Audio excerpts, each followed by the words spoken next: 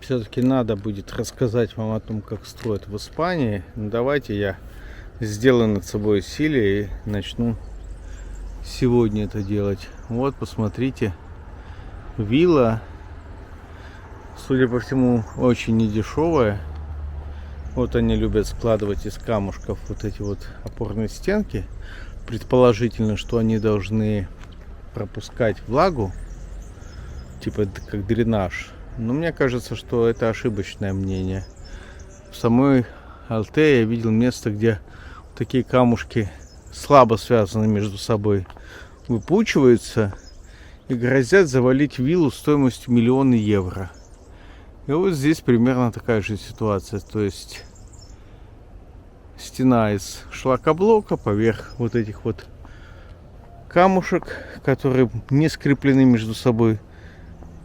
Вон там даже ниже сделали дренаж, но это все равно не особо помогает, потому что стена трескается и будет дальше трескаться. Видно трещина, они ее шубой понакидывают. Ну вот, видите, вот трещина. А вилла, которая там сзади, стоит 5-6 миллионов евро. Забор построить не могут.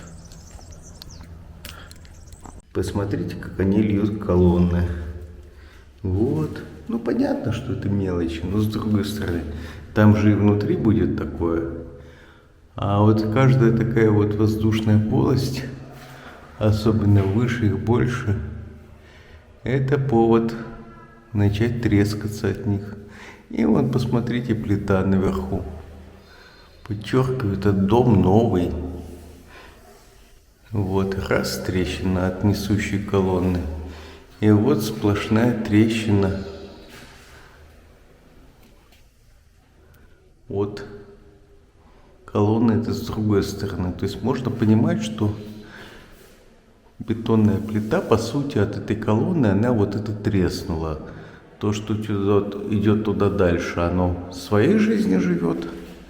То, что сюда своей. И вот еще одна сплошная около светильника плита. А вот любые вот эти выемки, это точки, куда будет трескаться. Вот еще. То есть, по сути, вот на 3 части даже. Ох, я эту трещину не заметил с самого начала. Получается, раз кусок, 2 кусок, 3 кусок. Вот это раз кусок около двери трещина. Ну, казалось бы, ладно, мелочь. Но нет. Вот, смотрите, несущая.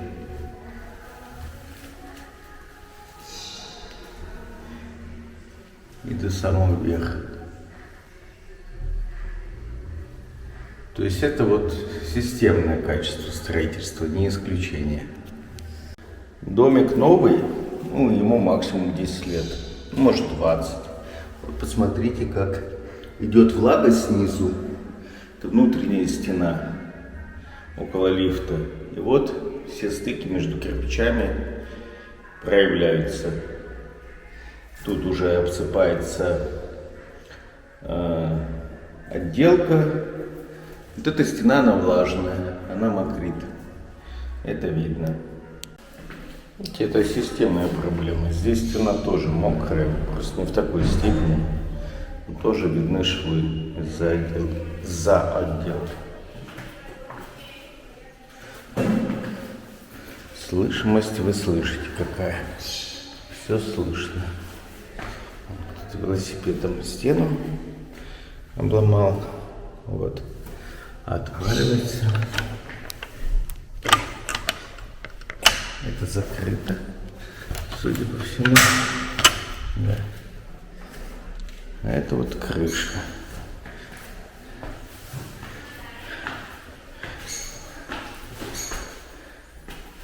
На крыше попугайчик. Газовый счетчик. Но пройти туда невозможно.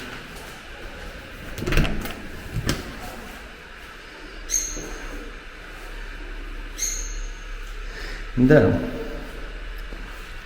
Вот так вот.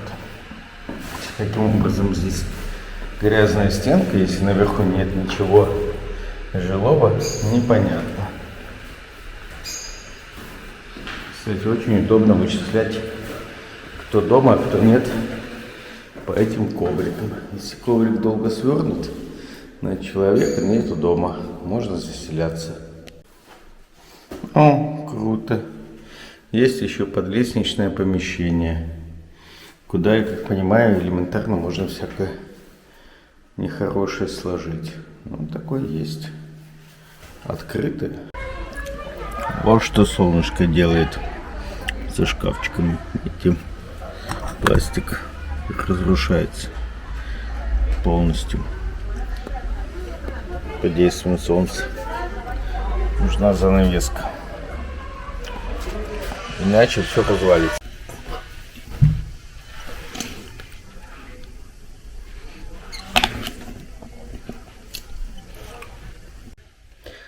Вот, видите, на полу повреждения. Это было до меня, но это произошло потому, что плохо положена плитка. Несущая конструкция. Сплошная трещина.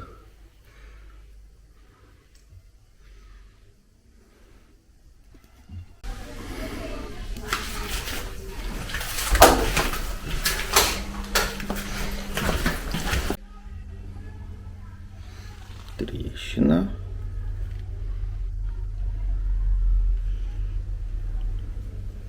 Трещина. И трещина. Кажется, мелочь, но нет. Это качество кладки. По сути, вот идут кирпичи, выложенные. Вот. Вот они трескаются. Вот одна трещина идет. Вот она. Вот. Дальше идет трещина. Вот трещина между кирпичами идет. И вот. То есть край этой кладки, ну, по сути, стена гуляет. Стена гуляет. С чем это может быть связано? Скорее всего, с тем, что либо, ну, вот видите, вот такие вот трещинки. Чик-чик-чик-чик-чик-чик. Это рвет плиту несущую, она уходит вниз. И, соответственно, вот эта кладка уходит вместе с плитой вниз. А верхняя часть еще держится. Одна из этих плиток гуляет. То есть она не на месте, слышен звук глухой, она клацает. Вот относительно новый дом. Но вы видите, это несущая тоже, опять же, над дверью кладка. Видимо, бетон, судя по тому, как рвет. И вот у нее, ну, это по всей длине, она просто пока еще не проявилась. Вот тут вот сломанный механизм поднятия жалюзи. Засунули, приклеили абы как. Но он не работает. Тут было ободрано. Еще до того, как я это увидел. Видимо, чем-то содрали. Это отдельная песня. По идее, вот этот вот балкончик должен был закрываться. Но я попробовал и выяснил, что он открывался. По сути, он не закрывался. Вот смотрите, течет вода. С крыши подмазывали герметиком, но все равно по стенке она течет. Ну куда ей деваться? Слив не предусмотрели. Дожди все-таки есть. То есть стена будет здесь сыреть. Будет плесень, грибок, все такое. Когда высыхает, из вот этого отверстия хорошо пахнет фекальными водами. О чем это говорит? Это говорит о том, что это отверстие, дождевой слив, связан с канализацией, либо, что скорее всего, в ливневку выводят фекалии. Сделали вот некое подобие верандочки, наверное, для большей теплоизоляции. А может быть, чтобы стиралку сюда поставить. Но суть в том, что здесь настолько летом припекает, что вот эти все прищепки, они разрушились. То есть их от жары, ими невозможно пользоваться, они все лопаются. И вот эти веревки, они все время падают, потому что клей не держится на стенках от перегрева. Летом здесь буквально, ну, наверное, градусов 50. Вот такая вот противооккупационная сетка закрывается. Ну и, соответственно, можно еще закрыть просто теневой ролет. Он не является защитой от оккупасов, потому что его можно поднять руками. Ну, до определенного уровня. Ну, уже пролезть можно, как вы понимаете. Вот. Чисто декоративная штука. Вот это так называемый внутренний дворик или внутреннее окно. Но реально это дворик. Там внизу люди из ноготочков курят. Все эти запахи идут к вам. Это, я так понимаю, стена соседнего дома, которая вот профилем обделана. Решетки такие, ну не сильно прочные. И окно в один стеклопакет. Ну, в смысле, да, пакет, то есть пара окон с очень небольшим зазором, соответственно, достаточно холодная. Не уверен, сможете вы увидеть или нет, но вот здесь, вот на этой декоративной плитке, на ней трещины. Видите, сверху вниз, тут и тут. Ну, она почти вся потрескавшаяся. Вот. Я ночью, даже из той вот дальней маленькой комнаты, которая вовнутрь выходит, слышу, как эта плитка трескается. То есть стена деформируется, и вот эта плитка, она вся идет трещин. И так везде, вот смотрите. Вот.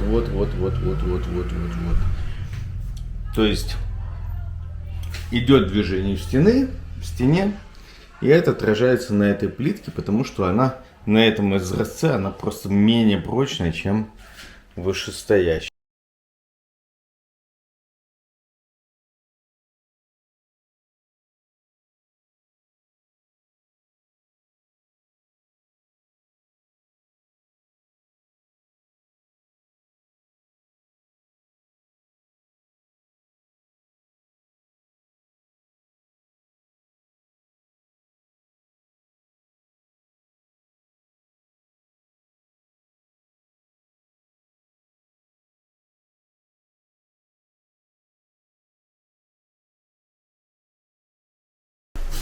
Понятно. Решеточку вот я поставил. Решеточку? А, тебе же еще вот эту штуку нужно взять, черную. А, ты покрасил. Ну да, это лучше.